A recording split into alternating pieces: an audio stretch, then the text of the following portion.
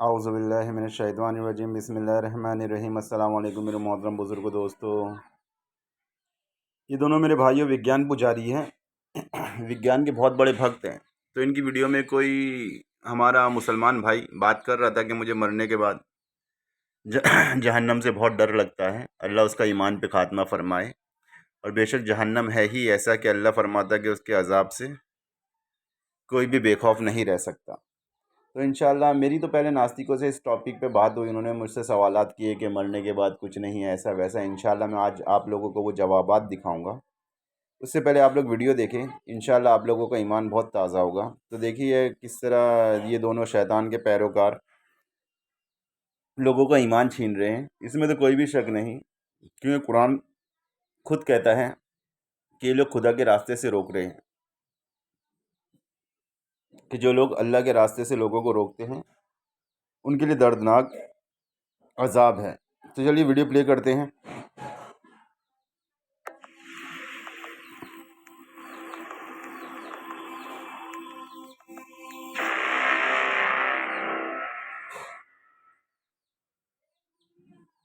जाट को लेते हैं। हाँ जी जाट साहब। Hello sir. जी सर। वालेकुम सर। जी सर, क्या कहना चाहेंगे? क्या हाल है सर आपके?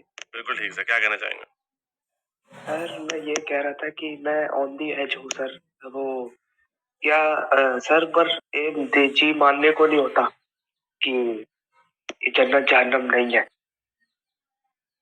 थोड़ा डर सा लगता है कि मरने के बाद ऐसा लगता है कुछ है नहीं। थोड़ा डर सा लगता है कि कैसे मान ले, क्योंकि हमारी जो परवरिश है वो ऐसी हुई है। Ghalib, you want to take this? मेरे ख्याल में देखें, आप इस बात से डर रहे हैं कि मरने के बाद क्या होगा। जरा इस तरह से सोचें, एंगल थोड़ा बदलने की जरूरत है। ये सोचें कि जब आप पैदा नहीं हुए थे तो तब क्या हो रहा था। हम नेचुरल प्रोसेसेस की वजह से पैदा हुए हैं, ठीक है। और अगर हम नहीं भी होंगे कल तो कुछ भी नहीं होगा। ये बात भी एक रिलीफ है कि जी इस जिंदगी में जो कुछ भी हुआ, जब आप खत्म हो जाएंगे तो वो आपके साथ ही खत्म हो। और ये बात याद रखें कि जन्नत जहन्नम का जो तस्वर है ना, वो इंसान को ही ह्यूमनाइज करता है, उसे उसके अंदर से इंसानियत निकाल देता है और दूसरे लोगों को भी डीह्यूमनाइज कर देता है, तो वो उनको इंसान समझना छोड़ देता है, ठीक है। तो जन्नत जहन्नम का जो तस्वर है ना, जब वो नहीं होता तो आप इंसान की भी ज्यादा कदर करते हैं।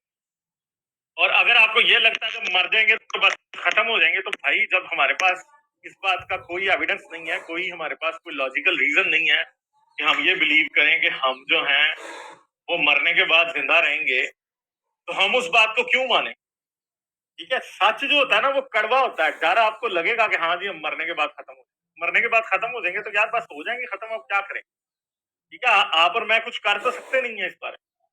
तो कोई इसमें इसलिए इतना कोई वो भी नहीं है कि जी अगर आप ये समझते हैं कि क़यामत नहीं होगी, मरने के बाद आप जिंदा नहीं रह पाएंगे, तो क्या प्रॉब्लम। सिर्फ और सिर्फ अपने आप को समझाना है आपने इधर, क्योंकि सच यही है कि मरने के बाद कुछ होगा नहीं। ठीक है, तो बस आपने अपने आप को समझाना है, चाहे चाहे आपको जैसे भी समझाना पड़े, आपको कोशिश अपने आप को समझाने की करनी है, अपने आप को तसल्ली देनी है बस।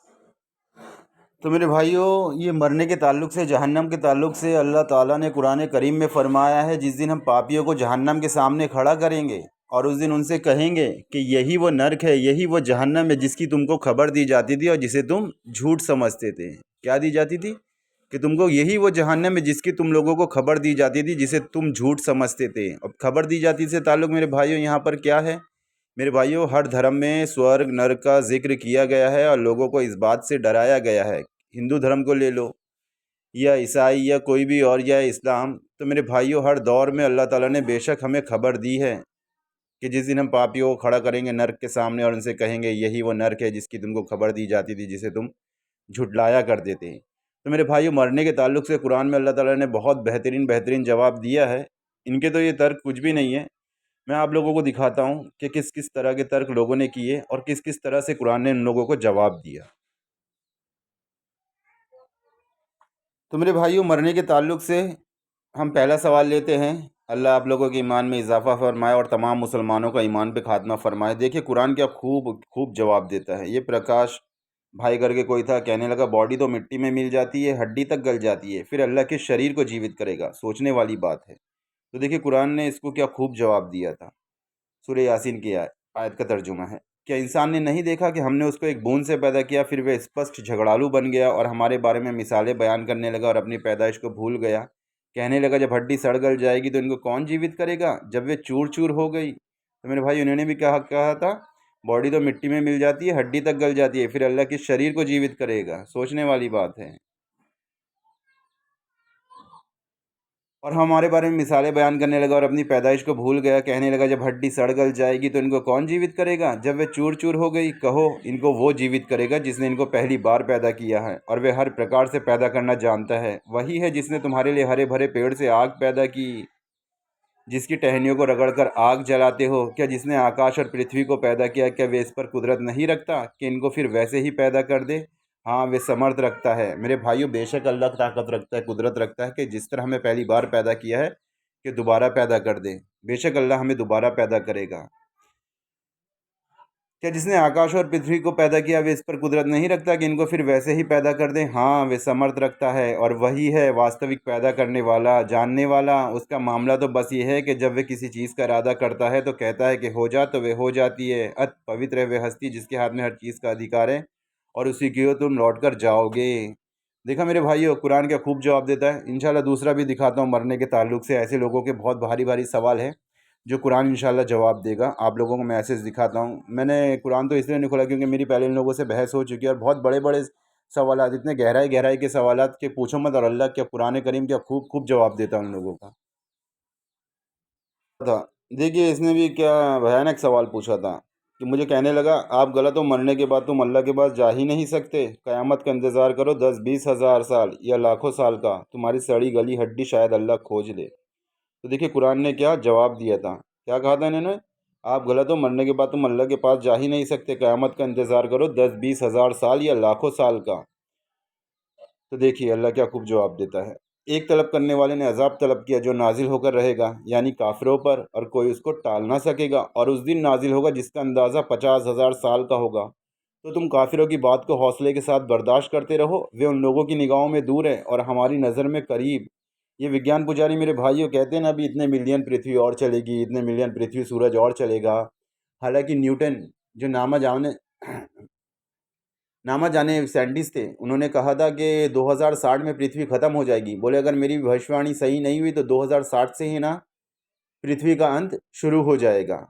और फिर हमारे स्टीफन हॉकिंग्स ने भी कहा कि 1000 में दूसरा ग्रह तलाश कर लेना चाहिए, या 1000 में पृथ्वी का काम तमाम हो जाएगा, ये ख़त्म हो जाएगी। इतनी जल्दी उन लोगों ने बताया कि एक ने 600 साल की कुछ दिया और एक ने, दूसरे वैज्ञानिक ने, स्टीफन हॉकिंग ने 1000 की बताया कि वो नया ग्रह खोज लो। बोले पृथ्वी बहुत जल्दी ख़त्म हो जाएगी।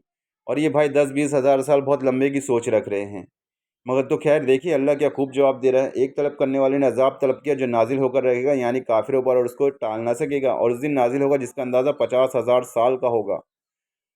तो तुम काफिरों की बात को हौसले के साथ बर्दाश्त करते रहो। वे उन लोगों की निगाहों में दूर है और हमारी नज़र में करीब। ये मेरे भाइयों इन लोगों की निगाहों में दूर है। जिस तरह के गालिब और हरीश बात करते हैं ना कि इतने बिलियन सूरज और रहेगा, इतने बिलियन और पृथ्वी चलेगी, तो ये लोग इन सब चीज़ों को मेरे भाइयों बहुत दूर देखते हैं, मगर अल्लाह की नज़र में ये बहुत करीब है, पलक झपकने की बराबर है अल्लाह के। तो देखिए आगे अल्लाह क्या फरमाता है। क्या इंसान ये ख्याल करता है कि हम उसकी बिखरी हुई हड्डियाँ जमा नहीं करेंगे? ज़रूर करेंगे। हम इस बात पर कुदरत रखते हैं इसके पोर पोर दुरुस्त कर दें। क्या इंसान ने नहीं देखा हमने उसे नुतफ़े से पैदा किया, फिर तड़ाक फड़ाक झगड़ने लगा और हमारे बारे में मिसालें बयान करने लगा और अपनी पैदाइश को भूल गया। कहने लगा जब हड्डी सड़ गल जाएगी तो इनको कौन ज़िंदा करेगा? कह दो इनको वो ज़िंदा करेगा जिसने इनको पहली बार पैदा किया है। वे सब किस्म का पैदा करना जानता है। भला जिसने आसमान और ज़मीन को पैदा किया, क्या वे इस पर कुदरत नहीं रखता इनको फिर वैसे ही पैदा कर दे? क्यों नहीं, फिर समर्थ रखता है। वही है हकीकी पैदा करने वाला, पाक ज़ात, उसी के पास तुमको लौट कर जाना है।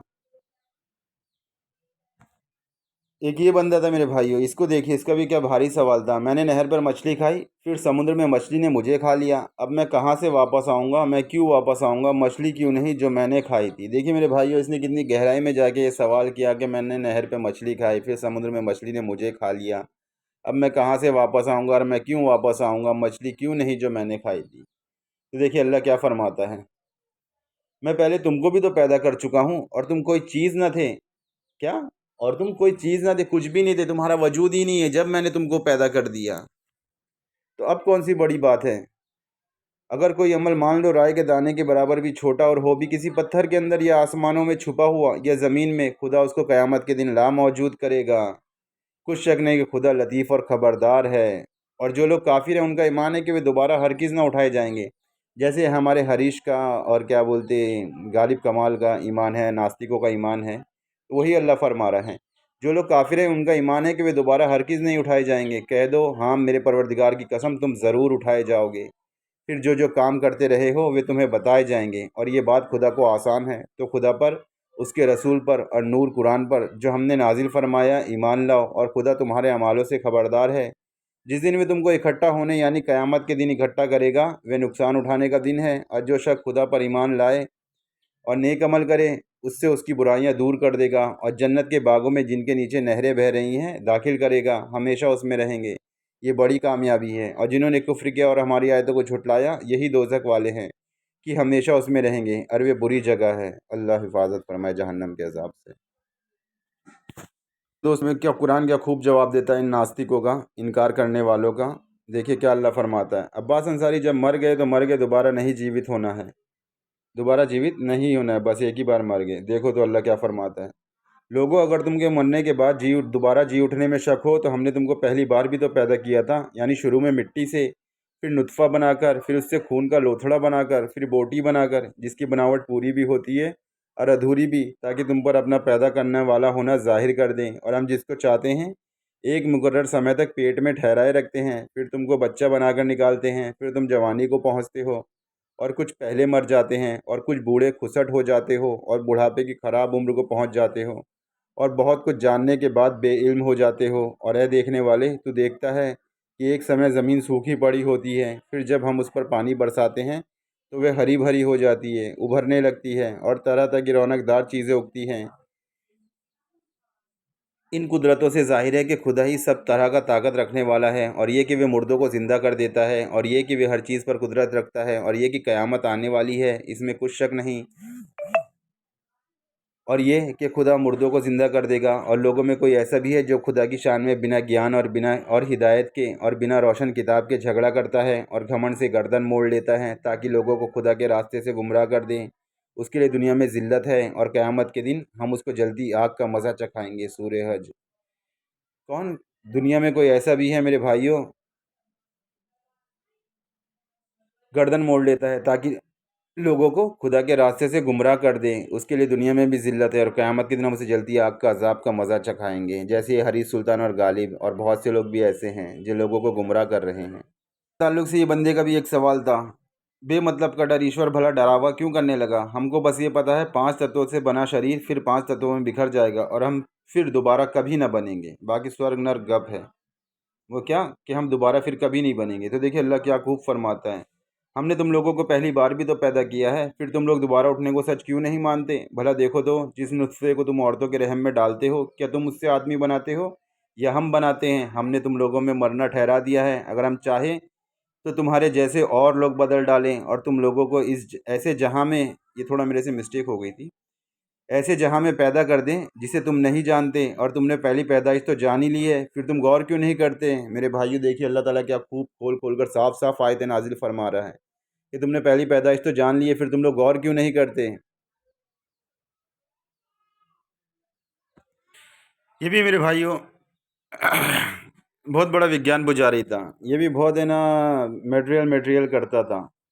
देखिए क्या फरमा रहा है, हमारे शरीर में जो मटेरियल लगा है, पहले इस मटेरियल से बहुत सारे शरीर बन चुके हैं। हमारे मरने के बाद इसी मटेरियल से फिर बहुत सारे शरीर बनते रहेंगे, यानी हमारे शरीर में लगे मटेरियल से बहुत सारे शरीर बनेंगे।